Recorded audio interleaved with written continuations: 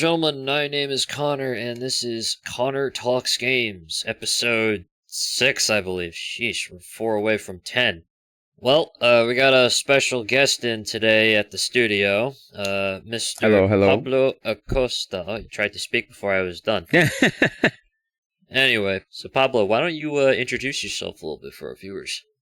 Okay, like Connor said, my name is Pablo Enrique Acosta Ortiz, and basically, what I like to focus on is mainly level design and just like design aspects of games. And when it comes to the actual games themselves and what I like, I usually play a lot of shooters. I just got finished playing some Arc Raiders, and right now the main games that I would be grinding would be Battlefield, Arc Raiders, yeah, and probably a little bit of Fortnite on the side because it's pretty fun.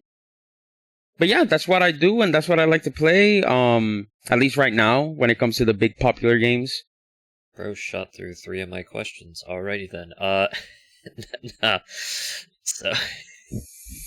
I mean, if you want me to expand on all of them, we can expand on them. We'll I do have a lot to say. I got them all neatly written here in this Viking journal. Yeah, yeah. So, I guess a bit of context. Pablo and I went to the same college. He worked on my Greenlit project, Gothic Knights, Sins of Icor. He was one of the level designers for that. He, for anyone who played it, probably at one of the demos way long ago, there was, I think it was level 2 at the time you had programmed up, and then we kind of had that running. Yeah. But, a lot of drunk nights, a lot of poker, a lot of... Oh, jeez. Oh, yeah. If we get into that, we'll be in here for the entire time, like, just talking about that, because there's a lot to talk about. With a bottle of Jaeger. No. Alright, well... Yeah. I see no reason why we can't stop, but, so, I guess we'll start with something kind of simple, but, why game design? Or particularly, why level design? To be honest, the reason it called to me at first, it was because when I was playing games back in the day, I used to actually like to sit down and think about what I was playing through, because back in the day I was much more of a gameplay person.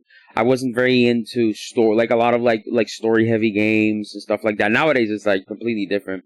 But basically I started out gaming for the game, and when I started doing that, usually I like to analyze the stuff I like consume. So since I wasn't really into the stories, I like to like analyze the actual game itself. I think this really blew up, at least for me, back in early Destiny days. Early Destiny. Because before that it was Call of Duty, what I grinded mostly, and like Battlefield and stuff like that. But those were like, I don't know, for me, Call of Duty and Battlefield, since there was like a big PvP aspect to it, that kind of took most of my thought of like just being pissed at people in games. I was a kid, bro. It's like it was just like that. But if I were to play like Uncharted or something like that, like that type of game, I would like I would analyze it, not necessarily through the story, but through the gameplay. So that's kind of how I started, and I always like to think about, oh, what if we did this way, or what if we did that way. I say Destiny was where I really blew up, because in Destiny, since it was like an MMO light, and you had all these RPG elements, all these RPG like balancing elements, of making builds and stuff like that. That's when I really started like analyzing more like stuff like game balance and like level design. I started like back in the early days, but more game balance stuff was with Destiny. Yeah, I was gonna say, what was it, Season of the Void, with the Warlock taking... No, that was Strand, excuse me, when they took no damage in PvP because you could just tank everything at face value. It was not too much fun. Yeah, there's always that one fear. There's always those fears in Destiny where the PvP just goes to the complete shitter. Like it literally just...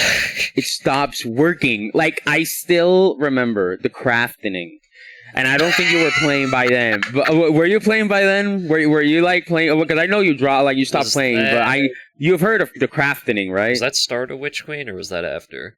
This was like No, this was not like that far back, if I remember correctly. This was like actually like a year plus after crafting was introduced into the game, if I remember correctly. All right, so, I would have to look it up. Yeah, I dropped before the new DLC came out, which was the light one Final where Shape. you fight Final Shape. Yeah, no, so I don't know, but all right. So a lot of your experiences were crafted around, originally play game to play game, but now it's like I like to see how this design kind of incorporates into this, which yeah, does kind of we're gonna get a little creative with the questioning here. So I think we've talked about this so many times it blows my mind, but I think actually a really good example of level design is any of the zombies maps. So in Call of Duty, in COD. Black Ops 1 through 2, 3, I guess we could throw it in there. Shadows of Evil being a launch map, probably being one of the best ones, is just so funny to me. But in your opinion, and I guess we'll talk about this from a level design perspective, just so you can kind of go a little more into that. But what do you think is your favorite zombies map? If we're talking like in terms of level design. Oof. Okay. That is actually you're going off on the deep end here because I've been playing COD Zombies for like half my life at this point. Okay. Gar Crovey. Is that your favorite? Hell no. Okay, which one is your favorite? Actually, you're the one asking. I want to hear you first. Which one is your favorite? Sheesh, now you're asking the host questions, bro. All right. Well, if you must know... Shit, that's actually kind of hard to answer. I know, right? Because there's so many good ones, especially if you're talking Black Ops 3 and before. Let me shotgun fire a couple options here. So Shadows of Evil, definitely probably one of my all-time favorite launch maps. The theming, the vibe, all of that. The characters were but I really liked the design. Also, the Shadow Man just existing and you could blow his head off for points was pretty neat. Yeah. 5, unironically, purely because I like to leave people at the mercy of the scientist by blocking off the elevator right before they get on, and they take the ray gun. I've gotten so many interesting messages back on the 360 when I would do that. I'm just gonna leave Kino in there as well. Element 115. Classic. These are the most classic. Classic. What was it? Origins. That's a. That one, I think. I don't know. Black Ops 2 had because it was split between the two crews. I think it was like Rictus and... No, not Rictus. What were the... There's the original... Victus and Ultimus is the OGs. Ultimus is like OG. You have Premise, which is Origins and Forward. And like I said, Victus, which is Transit, Die, Rise, and Buried. Yeah, no, I didn't like them too much. I just... Buried was fun, but all right, Buried was really good. You've heard me, so now we got to hear from you. Yeah. Okay. So when it comes to best map layout, it would be honestly kind of hard. You can't really say one because zombie maps have a lot of different philosophies in their design based on the goal that the developers wanted to make. So obviously, if you were to compare the layout, the level design of a map like Doris, and you compared it to fucking Origins, it's you can't really compare those two maps. You can rank them, like many people do, in an overall enjoyment ranking, but genuinely a comparison between those two is incredibly difficult because the points of those two maps are completely different. If I were to say let's say the best cinematic big budget this is the map that is has all the dollars, it would probably be between Origins, Mob of the Dead, or Shadows. I think I may go for Shadows as well because of the aesthetic. And the design of that map is kind of like the Reese in a way, where it's you have the central hub area and then you have the little zones that you can split off to. The Gara Crovey is even closer to that. But I'd probably go for that. And then for just simple map layout, I think I would also go to the Reese. I just really like those type of maps where it's you have a very clear hub, and you move to other areas from that hub. I think that's probably my favorite like map style in COD Zombies. Fair enough. Fair enough. All right. Well, we're already like. So I was originally going to start us with like question 1, but we got into zombies, so now I'm on 9 and 10. Because those are like, I remember he liked zombies. I was going to ask him a little bit, but nah, fuck that. Let's get right into it. So yeah. I mean, if you want to go for anything else, the next thing I guess I'll ask you is and again, this could probably take like another half hour just to ask, but like, you get to design a zombies map. What are you doing? Okay, we're keeping up with zombies. I asked a level designer their kryptonite. Okay. Oh god. I mean, I did like a little map for a class that was you needed to do like a personal project. This was for the masters in card. But I did like a little map. To be honest, I didn't really have a lot of time to work on it. But if I was gonna design a map, I definitely would want to design like a survival map. Nothing really too deep. Nothing that goes too crazy. Just a simple survival map, a la Doris and stuff like that. Because I do feel like those are kind of the maps people come back to the most because they are like the most accessible ones. So I would probably, if I were to make a zombies map, I'd do something like that. Take a lot of inspiration from Doris. 100% I'll take inspiration from Doris. Another one that I would take some inspiration from, and this is actually this one may surprise you. It's actually Die Machine from Cold War. The first map in Cold War, Die Machine. That one is actually like it's like one of the most like hybrid like Easter egg / survival map. It's one of the better ones where it like kind of combines both. You have like this Easter egg, but you also have a map that is very clearly designed for a survival aspect like foremost. It's very easy to traverse. It's small. It's like small, not really medium to be honest. But I honestly would probably take from those two. Like those, I would try to make like a Die Machine with a Doris layout, if you get what I mean. All right. So we're just taking Nacht der Untoten and we're putting Doris on it. Got it. Kinda, in a way. Literally, you could say that. The Die Machine, in the first 2 minutes you spawn in, it's just knocked right there in front of you. It's knocked, yeah. Literally knocked, but... oh my god. I spent like 10 minutes talking about zombies. This is gonna be so... yeah, no. Let's, so, I it's got an old topic. Another... Excuse me. Yeah. I do actually have another question here, which again we could probably spend another 8 hours on. But if you had the ability to work at any game company with like your chosen job, what is the game company and why? There are a lot of good ones. So if I were to work on a multiplayer game, I think my ideal Oh, I can only choose that. So one for literally every one company. So if we're not making any distinctions, then I'd probably say CD Projekt. Just there it is.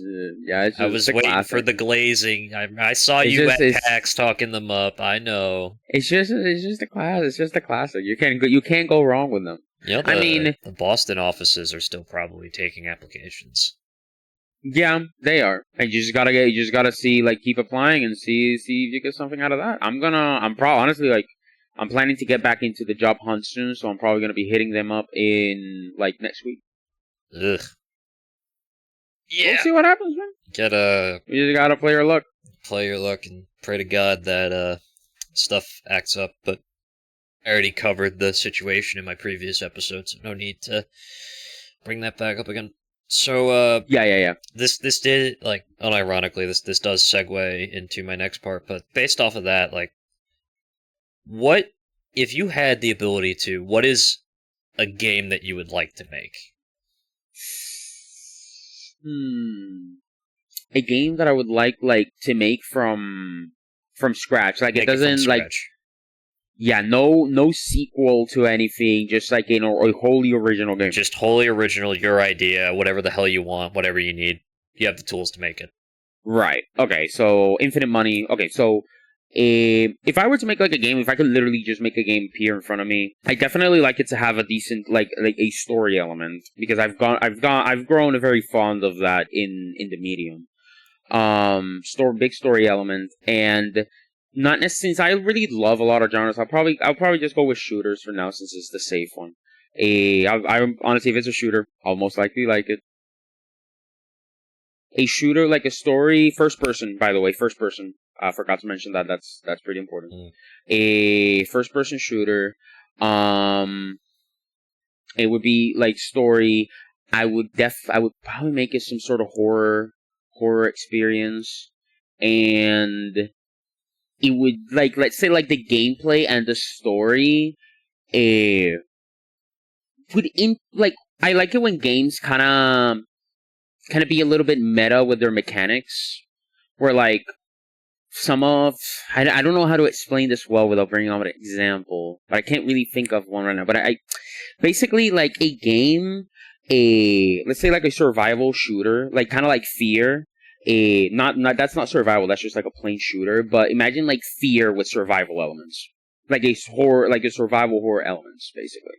So, like, are we thinking kind of like Hunt, or are we thinking more like... Hunt is an extraction shooter, right? It is, but, like, Mm-hmm. as I guess actually that's a improper comparison, but Yeah. doesn't Cry of Fear have multiplayer? Actually, no, Cry of Fear. Cry of Fear is like, I remember seeing a video on it. That one's like a Source game, if I remember correctly, or something. It was a Like a Source Half-Life game, mod. It had an interesting concept, whether it was like battling your inner demons or some mental health Right. stuff. But actually, interesting game that I've been keeping my eye on recently is Rule of Engagement: The Gray State. Okay, I've never heard of that one. It's the basic premise I can think of is it's like Hunt Showdown, but they're bringing it into the modern era, but with more of an emphasis on Cthulhu.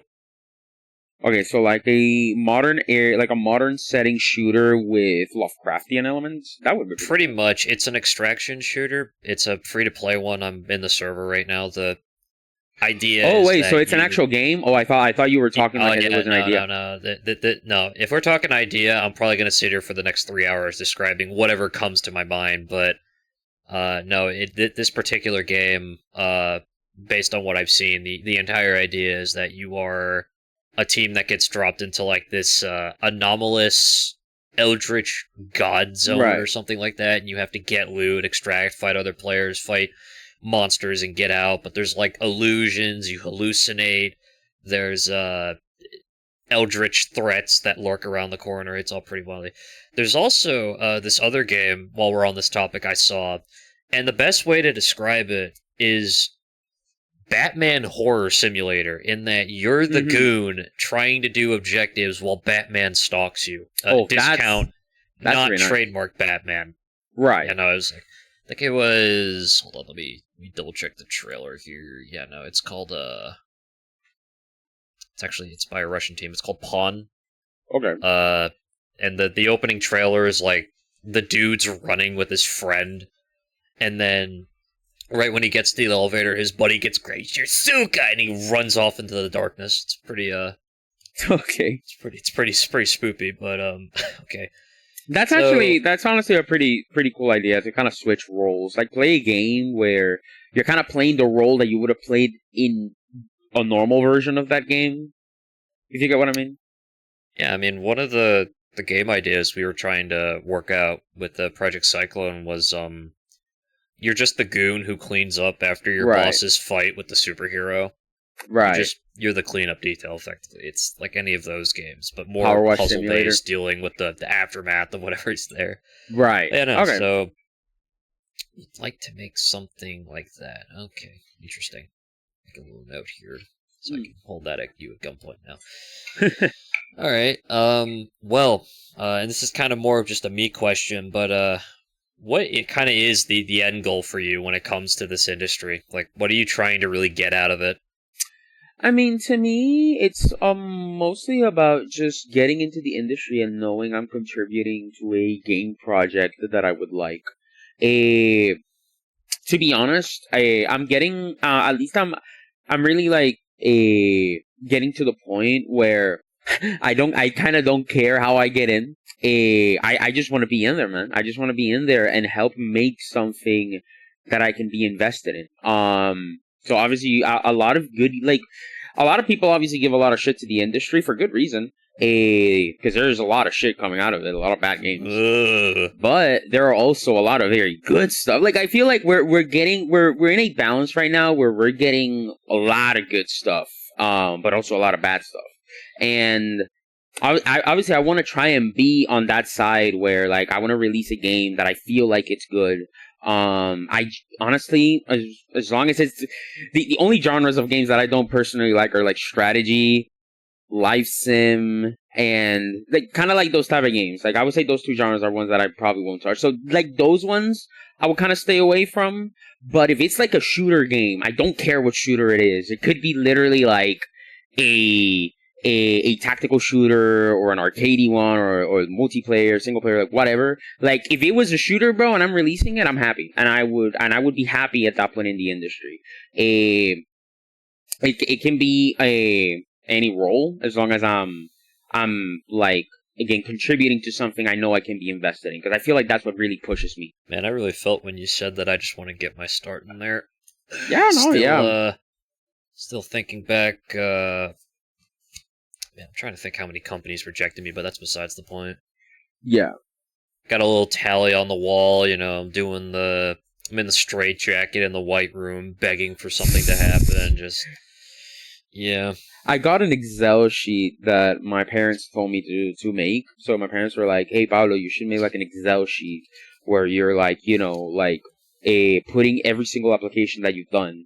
So that's what I'm doing, and yeah, I got to the side of the Excel sheet, like if I got denied, if I got ghosted, if I got at least through like phase one of the setup process. And it's just like it's pretty much a bunch of denies and ghostings. I maybe got like I think I got like 3 or 4 that actually like hit me back with something like that I could like move on to the next section. But yeah, like honestly, not too different from you, bro. Yours is definitely longer. Like your list would be so much longer than mine. It's just true, bro.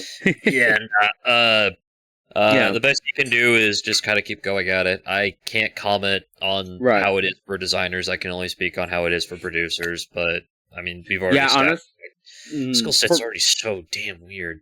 For me, at least what I'm doing personally, I just got done recently finishing like a certificate, You're Unreal on Coursera. Yeah, I finally got that done, which is what was pushing me away from literally everything else. But now that I'm done with that, I managed to finish it 4 days before they charged me again for the monthly subscription. So I managed to save myself $50. So I got that done. Because when I saw that the subscription payment was coming up, I was like, "Fuck! I gotta like speed run this shit," and I did. But now that I'm done with that, I'm gonna be jumping back into the into the apparent job market. Like probably next, like in a couple days at least, at least. Yeah, and just see what happens. Because if you don't play the game, then at that point you're just guaranteeing yourself to lose. At least that's how I see it. It's like, I also don't blame people who don't want to play it, considering this is like gacha, but without any of the 50/50s, just pure pain. But It's I digress. it's like 0.000, like like you just keep adding zeros. How many zeros do you have? What's your specialization? And how many people am I competing against for literally an entry-level position? The answer is yes and yes.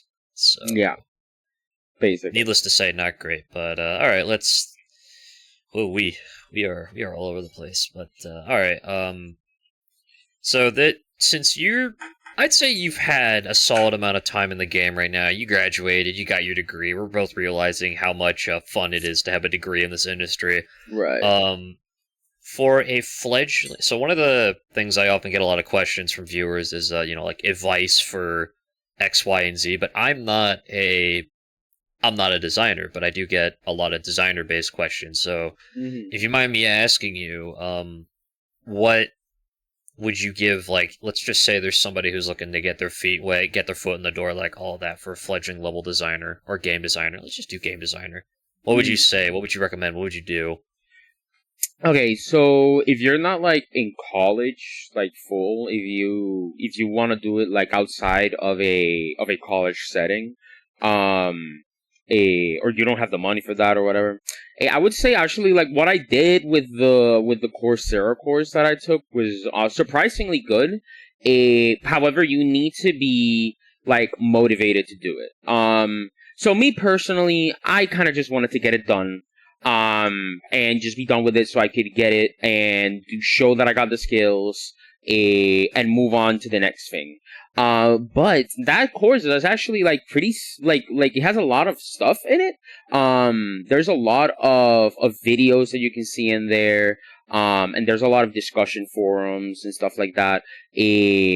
So if you wanted to like get in on that a type of way for game dev, without investing in college, then I would say try to look for online courses or certificates, like the one I just explained for Coursera. The Coursera one is just the most popular one, but I'm sure there's other ones that are online. The one I personally did was related to Epic Games, so Epic Games made it themselves and put it in the website. So if you get that, and Epic Games themselves sees that when you're applying, it could lead to, you know, them being more interested because they know you took their lessons in what to do at the job. So I would say like looking for certificates and like that stuff online would be what I would say if you can't go to college. That's what I would say, like get how to get your feet wet. And actually have a guide, because getting your feet wet without like literally just on a blank canvas, especially when you're inexperienced, I would say is not advisable. Like you when you have little experience, the best thing you can do is just look for guides. So guides, effectively. Basically guides, because the certificates tell you what to do to get them. It's like it gives you like objectives to achieve, like in any game. So and that's usually how games get you in through the door, like giving you stuff to do at the very beginning, and then if a game has a more freestyle, like they just get you, like let you do whatever you want. They first give you some stuff to do before that so you can get your feet wet in the game. So just apply that same logic to game design. I will also add, if you do end up going through the college route, don't ever stop networking. Like, legit, just every damn second you can, like, spit that you do this, and somebody, like, even so much as hints that they do it, for the love of God, talk about it, because oh my goodness gracious, like, yeah, I didn't start till I was a senior, bro. the thing that okay, so I'd like to mention this, but like one thing that did kind of really irritate me when I was about to graduate and seeing a lot of the freshmen coming into Clark was a lot of them were coming in with the expectation that the college was going to provide everything that they needed for, you know, landing a game job. And that is true to about, I want to say, half of the extent. And what I mean by that is, you know, they will give you projects to work on, but the odds of those getting released, at least from personal experiences, are not super great. Right. I've had, geez, how many studio projects have we worked on? How many of them actually went on Steam is an entirely different story. Yeah. Because I remember, like, we were migrating from Becker to Clark, and all of the sponsors just went kaput. They vanished, I heard about that. And reduced that was, to atoms. that's like literally the saddest thing I heard when I heard it. I was like, what? We had like... You get used to it. Ugh. I think I did hear like in my like late fourth year, early fifth year that yeah, the sponsors pulled out, and when I heard that I was like, no fucking way that like that actually happened. Yeah, they skadoosh, skedaddled, reduced to atoms, but I digress. Just like have a game plan for your 4 years, always learn new skills, consistently make games too. Like I can't stress it enough. Always make something, because even if it's like, I know everyone says that, but really I can't stress it enough. You need to have something that people can look at your skills for. And it's better to have a published project than an unpublished one, but that's just all common sense. But yeah, you know, it gets a little dicey depending on your specialization, but really it's just like always try to find stuff, always try to network, always try to get an internship, depending on where you are. But Yeah, that's just how it is. We're playing on hard difficulty right now, so it's not great. This is literally like the hardest difficulty you could be on right now. Like there's I genuinely nothing more difficult. Like right now, the job market in general is garbage. It's a garbage. It's just atrocious. I remember seeing a tweet not too long, like a couple weeks ago. There's this Twitter account on Twitter that or excuse me, X. But basically that a account talks about a lot of like economical stuff that's happening, and they just put out like the numbers. They don't really go on the deep, like they're not really like biased. They just give you the numbers of what's going on. And they said that back in September, for the first time in since like I don't remember the exact year, but it was like in the 2000s or maybe like 2011 at most. We've had for the first time since that time a negative growth in job openings. So we lost the job openings. Like they're the amounts that were removed or filled outweighed what was added. Yeah, I mentioned it last time, but I was talking with one of the higher ranked producers at a company, and they pretty much said, like, we have people who have been in this industry since like the video game crash of the 80s, and they've been through it without, and even they are saying like it's never been this bad. Like Right. they would wager dollars to donuts that it's actually worse now than it was in the crash of the 80s, which is insanity to really think about, because it's like, how like honestly, I just feel like I'm in a save file right now, where it's like a Telltale game where I'm just intentionally picking all of the worst options Mm. just to see how bad it gets, and I am proud to say I don't even think I'm near the halfway point yet. That's how I currently feel about this situation. But really, it's like you gotta be built for it, you gotta be ready for it. But let's pick out another question here, shall we? Because Mm. we still got a couple of ones to pick through. All right, we'll hold off on that one because I think you need to think about that one a little bit. Which But one? what? This one's kind of more open ended, Mm. but what are some of like your favorite video game levels in a game? Hmm. Favorite video game levels. That is like kind of a crazy one because with how much I've played, eh, that would be so hard. Actually, that would be so hard. I would actually have to like open my. I got a website where I can see like a archive all the games that I've played. Yeah. Um, if I let me just go in there real quick and just look at my top games that I got, because I know that there are some, but there are so many that I could choose from. It's like borderline impossible. Give me a second. Is Okay. there like Okay. So when it comes to like best levels in games. Okay. So easy. Okay. Actually, this one's really good. One of my favorite games ever. Celeste. Um. oh my god. Yeah. There it is, the Yeah. Celeste reference. Continue. Yeah. Nah. Celeste level design. Like when it comes to level design in games, I think one of the greatest of all time is Celeste. That game is honestly low key, like it's more of a puzzle game than an actual platformer. The platforming can be really hard, but I do genuinely feel that the game is like at least half puzzle game, half platformer, because a lot of the times, especially in the later levels, it's more about deciphering how to even get to where you want to go than than pulling it off. So like at the beginning of every level, you're playing a puzzle game, and then once you figure it out, then you're playing a more genuine platformer. And I feel they got that like so well. It was like honestly, it's genuinely impressive how they did it. So I would say when it comes to like just level design, it would be Celeste. The best level from Celeste specifically. Um, so if you go, this was just the hardest one, and this one's the one I found the most satisfying to be.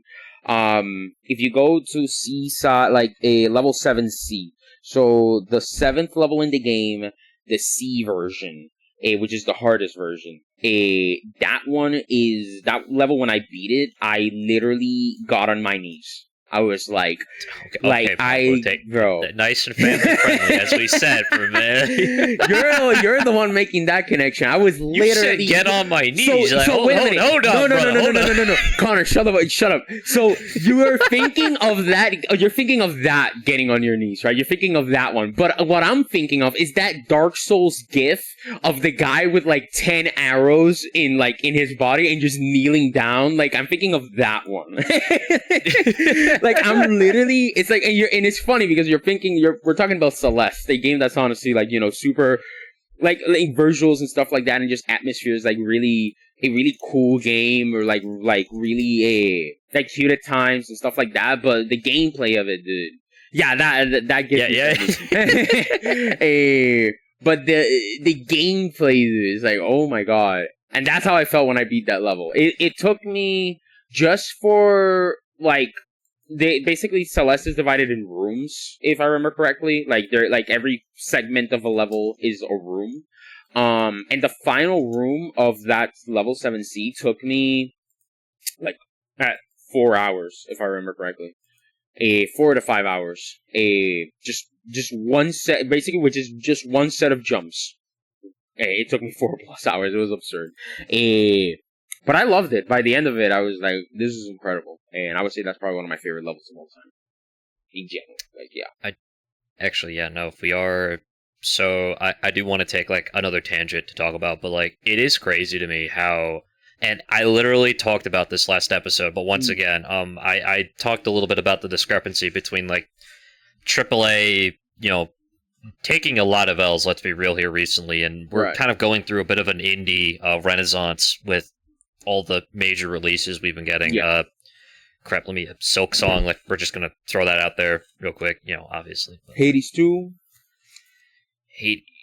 Hades 2 was really, really good. Definitely. Peak, actually, was one that I know did particularly well. It's getting another update in November, and I haven't played Peak since like 1.0, since it came out. I haven't played any of the updates, and I actually kind of really want to jump back into the game with this next one. It's not like, I wouldn't say it's an indie game, but it's kind of like single AA, Claire Expedition 33 as well. Yeah. And then you have like that. It's always so funny when people like technically at the end of the day, Claire Expedition 33 is an indie game. Like, technically, if you look at like it's an independent studio, but also Baldur's Gate 3 is an indie game technically. But by that logic, Helldivers 2 is an indie game because of the studio size backed up by the budget. And there's. I mean, there's like, if you just take one aspect, then no, I got you. It's it's just I find it so kind of crazy how badly they've fumbled the bag in AAA recently with some things, but it's at the same time like, wow, what a time to be an indie fan. No, yeah, if you're an indie fan, you're eating, you're feasting. AAA is a bubble that is about to explode in not too long. Wanting to work in AAA. Yeah, it's a bubble that's I don't know, it's not looking good. And I honestly, like, the thing is, when that bubble does explode, I think we'll see, like, I'm not entirely sure, because honestly I'm not too educated personally, but when it comes to a bubble exploding, I like, at least what I think from my perspective is just a ton, and like, if you thought we were getting layoffs before, we're gonna be getting like a much more of that if the bubble explodes. Is what I'm thinking personally. I know that there are a good chunk of people who are like, let's just let it all burn and like watch it fall to the ground. I'm sitting here like, please, I don't want more competition in this pool right now. Yeah, that's the thing, right? Yeah, like, if you want to watch everything burn and like reset it, you gotta really trust that process. You have to trust it that it will benefit you in the end, and that trust needs to be gigantic. Like, it needs to be huge, because you'll be seeing everybody. You'll be competing with everybody for a little bit. And I mean literally everybody. If you don't want to take that risk, then I can't blame anybody for not wanting to take that kind of risk. It honestly depends on the position that you are, because I feel like there are definitely people out there who could like go through something like that without much worry. But at that point, you're already kind of set up. So it's not you're not the one who's really struggling here. Unlike like recent graduates and stuff like that. So I don't can't know. blame. It's like if you have a gamble and like a say because you're actively working in the industry. I mean, that would make more sense. But if you're just like a dude who's like, let it all burn, I'm like, come on, man, let me do my thing first. But yeah, all right, let's kind of get a little on track again here. So, oh man, all right, this one's a little weird, but like, bear with me here. You are locked in a room with the last game character you played as. Oh, I mean, well, in a little sense, I would be about the character from Arc Raiders. That's the character I would have. But if we go like actual like genuine character, the last one I would be stuck with would be Phoenix Wright because I just got done playing Ace Attorney. So that would be honestly that would be incredible. I would love to be stuck in a room with Phoenix Wright.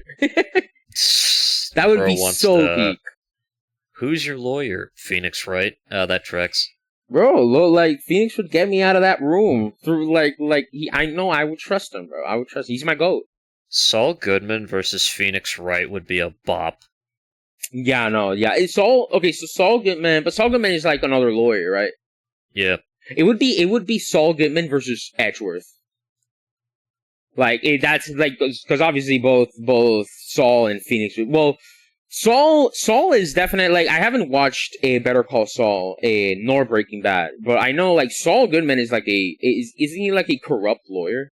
He's like the corrupt lawyer, yeah. Yeah, he's a corrupt lawyer. So okay, so you could have like a versus between him and Phoenix Wright. That would go crazy. Well, they're both like defense lawyers, but I guess they're like literal opposites though. They are the literal opposites, which is the irony. But Ace Attorney goes through a bunch of like stories parts where it's like you don't want to be like trying to dissuade Phoenix from being a corrupt lawyer, and it's honestly like it would be pretty interesting to put those two in the same room.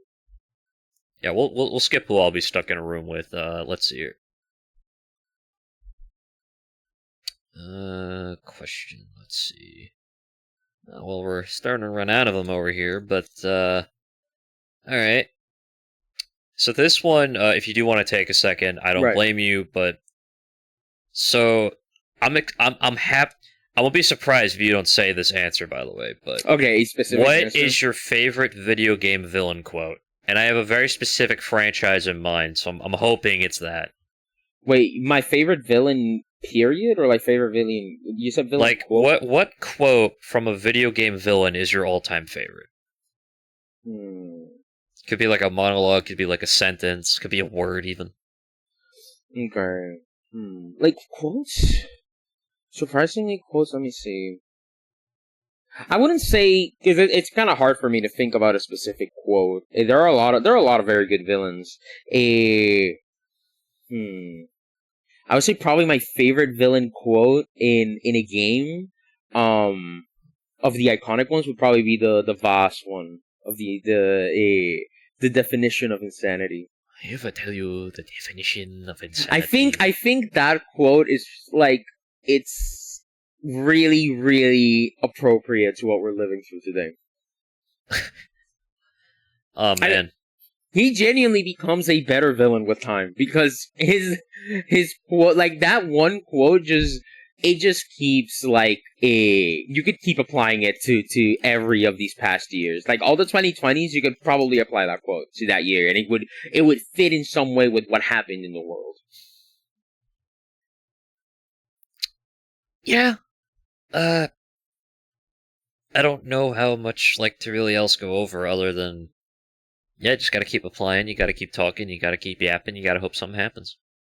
Okay. I mean, yeah, when it comes to at least the games industry, that's pretty much at least the big things to say if you don't want to go into any of these specifics. But yeah, no, I mean, honestly, if you want to talk about something else, I'd be down to talk about Arc Raiders for a bit, because that's what I'm playing right now. I haven't actually played it yet. You think you could give me the quick lowdown on it? Okay, ooh. My goats at Embark Studios. That is genuinely my goats of today. So back in the day, it was Bungie with Destiny. Those were the fucking studio that I would literally slobber on it every day, like every goddamn day. All right, Pablo. Nah, but being for real though, they were a studio that I would genuinely like defend like every day. But right nowadays, obviously Bungie's not that anymore. Like, come on, like I stopped defending them back in Lightfall. Nowadays though, it's Embark Studios. Embark Studios are the creators of the finals. One of my honestly, my favorite PvP shooter of all time. I'm gonna be 100 with you. It's genuinely my favorite. It's the most fun, the most that I grinded just by myself because it's that good. I don't need a squad to enjoy that game. But now, recently, they released Arc Raiders, which Arc Raiders, I don't know if you're into the extraction shooter genre. I've seen you play Dark and Darker, if I remember correctly. Isn't that an extraction game? It's pretty much an extraction shooter. We're just replacing the guns for swords and blades. Right. Okay. And in Hunt Showdown, have you played that one? I have played Hunt, yes. Okay. So Arc Raiders is in that same genre of extraction shooter. And it's made by the people who made the finals, Embark Studios. Embark Studios are former DICE developers. They are the originals that worked on stuff like Bad Company, and like the original like Battlefield 3, and Battlefield 4, like, you know, the ones that everybody loves. EA being EA, lost them because they were like, EA sucks, and they moved to a different company, as you should. But basically, what ended up happening with Embark is that they created the finals. Actually, they were originally going to create Arc Raiders. Arc Raiders was going to be their first game. And they were in the middle of working on it, and then they got distracted with the finals. So they made the finals, they got that one project going, and now Arc Raiders, their original project that they wanted to make, is out. And originally it was going to be a looter shooter, actually. It was going to be a looter shooter like Destiny, like Borderlands, and stuff like that. And when I heard they pivoted to extraction shooter, I was really disappointed. I was like, damn, dude, like, I want another competitor for Destiny, and these type of games, like Warframe, Destiny, The Division, but when they stopped to extraction shooters, I was like pretty disappointed. But as somebody who's never really gotten into extraction shooters, the only extraction shooter I've played, and you're gonna probably hate me for not hate me, but you're gonna be like, God, like, seriously, Pablo? And it's like the only one I've played is DMZ from Call of Duty. That's the only extraction shooter I've played.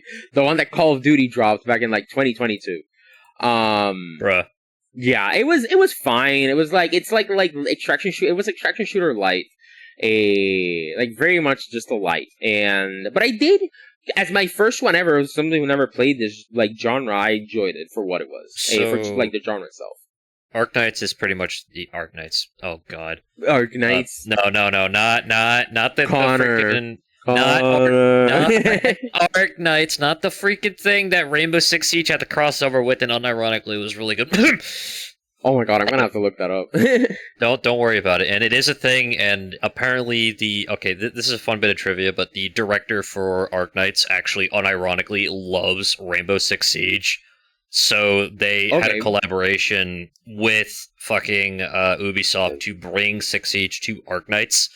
And Fuse, it's canon in that setting, I'm pretty sure, where Fuse, the fucking guy who shoots out the like he exists in Arknights, hostage, is in that game canonically to chunk him, and it's so funny. But actually, something that honestly, I'd be more than happy to spend like the next 10 minutes just talking about this. But why don't you tell those who have not watched it how goated the Chainsaw Man movie is? Oh, that movie, dude, it's like, okay, so the movie, I went to go see it. When I went to go see it, I was expecting a very, like definitely very good movie. I saw the trailers. It was like, there's no way this isn't at least an 8 out of 10. I think at the absolute worst, and this would be like, it would have been like a 7. But it's impossible it would have been less than that.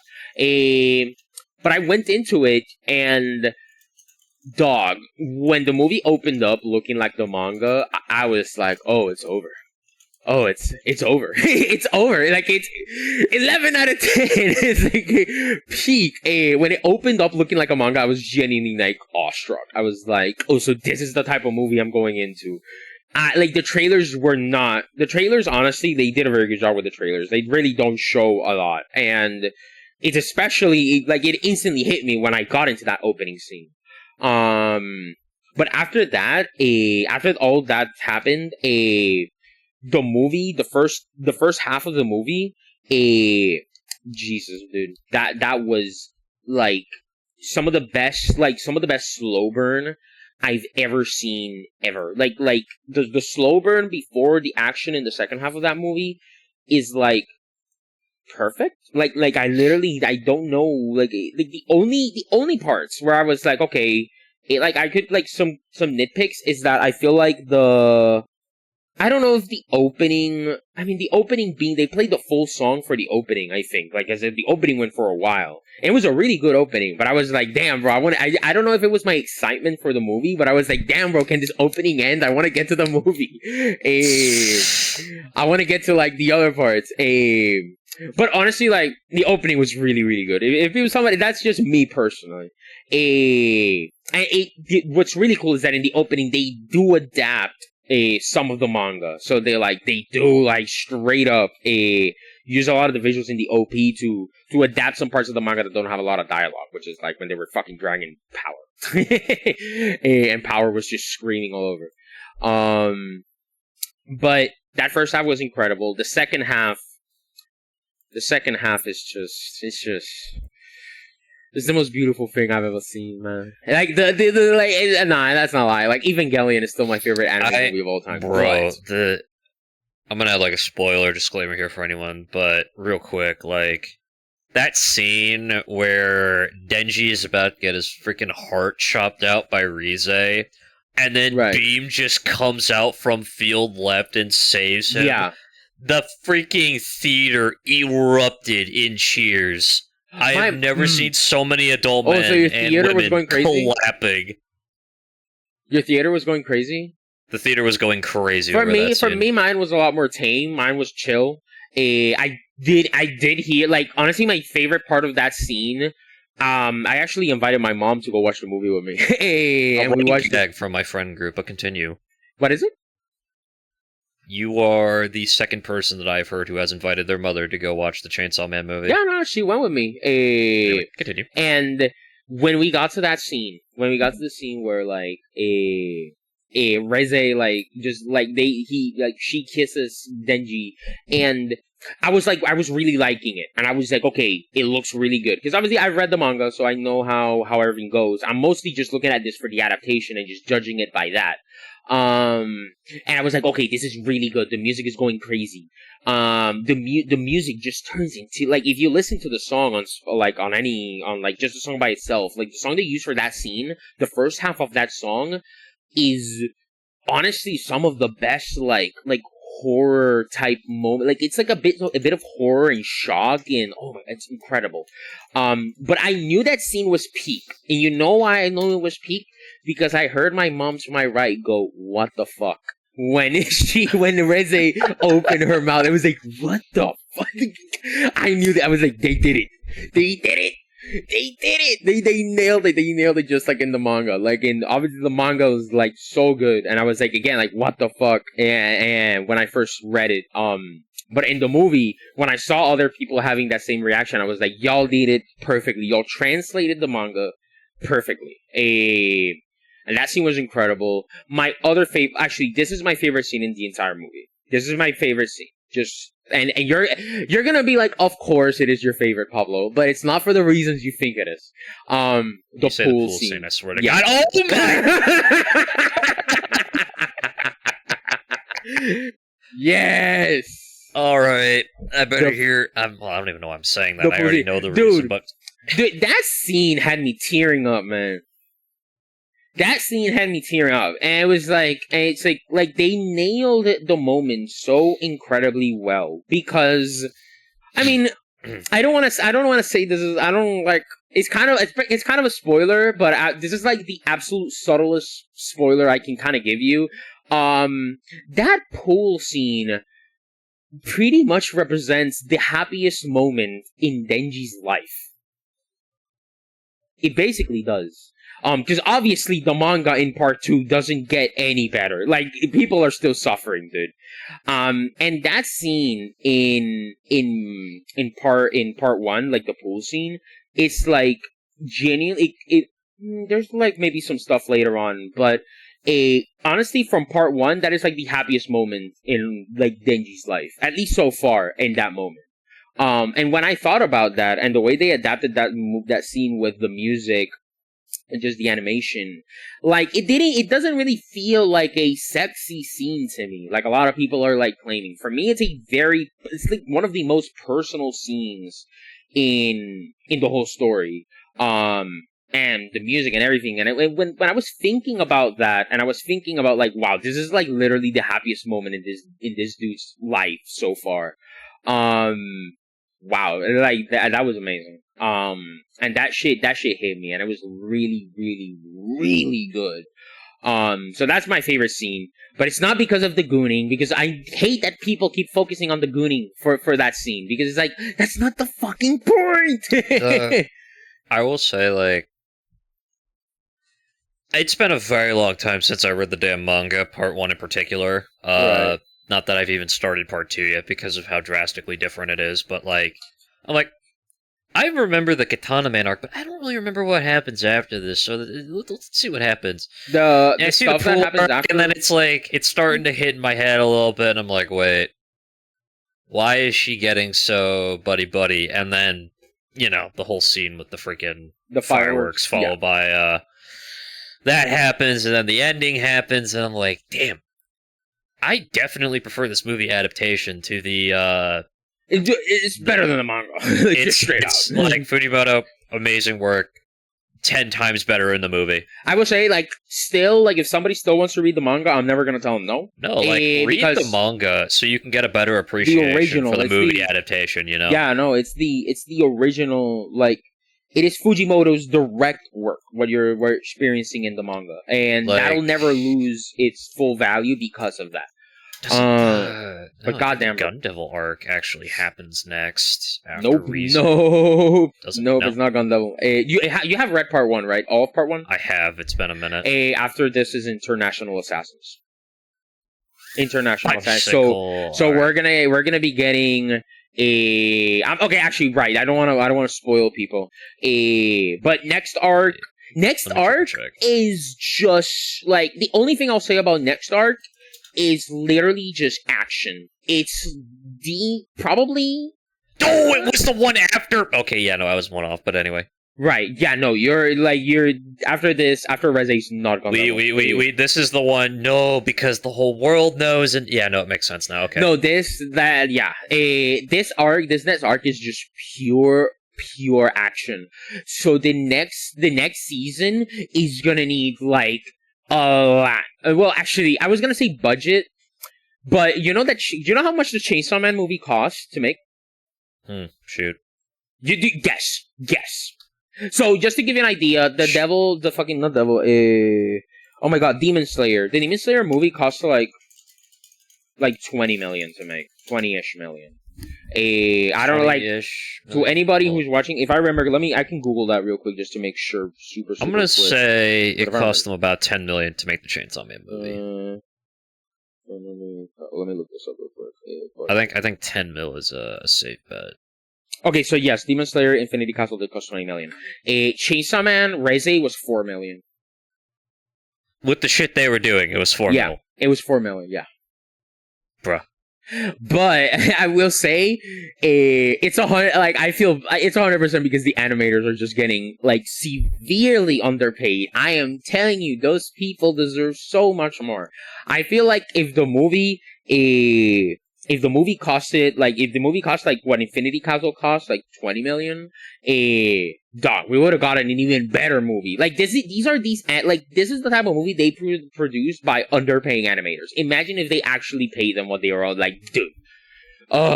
It would have, like, the people in the anime industry are like incredibly passionate. Fair enough, but we are in the games one, so I can't speak too much on that. But yeah. I will say, Pablo, it has been an absolute fucking blast having you on today. Thank you. Man, anytime. Appreciate you taking time out of your day to talk to us. This is Connor Talks Games, your one-way stop for stupid crap like this, and I hope all of you have a wonderful day. Pablo, why don't you say goodbye to the nice people? Yeah, have a good one, nice people.